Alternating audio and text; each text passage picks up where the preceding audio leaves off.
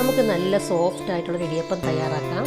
പലരും പറയാറുണ്ട് ഇടിയപ്പം തയ്യാറാക്കുമ്പോൾ ശരിയാകുന്നില്ല, സോഫ്റ്റ് ആകുന്നില്ല, ഒരുപാട് കട്ടിയായിട്ടിരിക്കുന്നൊക്കെ. അപ്പോൾ നല്ല സോഫ്റ്റ് ആയിട്ടുള്ള ഇടിയപ്പം നമുക്ക് എങ്ങനെ തയ്യാറാക്കാൻ നോക്കാം.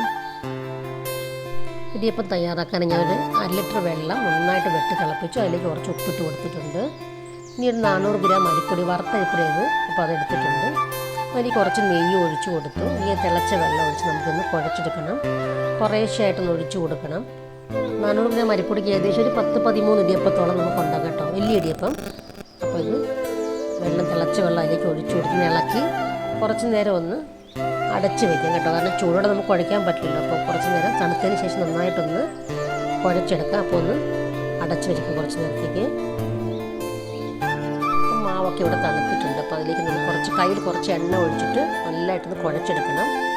നന്നായിട്ട് കുഴച്ചൊന്ന് ഈ ഒരു രീതിയിൽ വേണം കുഴച്ചെടുക്കാനായിട്ട്. ഇപ്പോൾ വീട്ടിൽ തട്ടിൽ എണ്ണയോ നെയ്യോ എന്തെങ്കിലും സ്പ്രെഡ് ചെയ്തിട്ട് ചെറിയ ഇടിയപ്പത്തിൻ്റെ ചില്ലിട്ട് അതിലേക്ക് മാവിട്ട് നമുക്കൊന്ന് പിഴിഞ്ഞെടുക്കാം കേട്ടോ.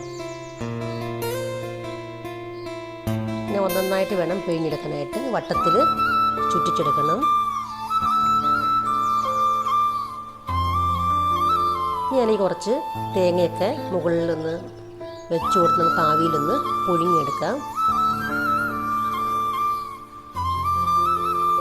ഇപ്പോൾ ഇവിടെ നല്ലൊരു ഇടിയപ്പം റെഡി ആയിട്ടുണ്ട്. ഇപ്പോൾ വീഡിയോ ഒക്കെ എല്ലാവർക്കും ഇഷ്ടമായി വിചാരിക്കുന്നു. അപ്പോൾ വീഡിയോ ഇഷ്ടപ്പെട്ടൊന്ന് സപ്പോർട്ട് ചെയ്യാൻ മറക്കല്ല കേട്ടോ.